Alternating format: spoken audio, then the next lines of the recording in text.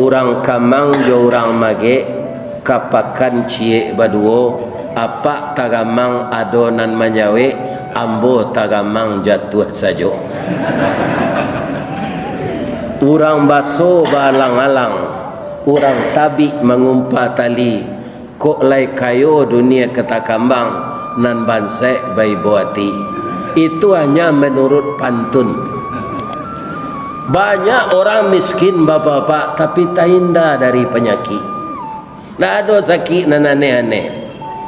Banyak orang kayo pidiara penyakit.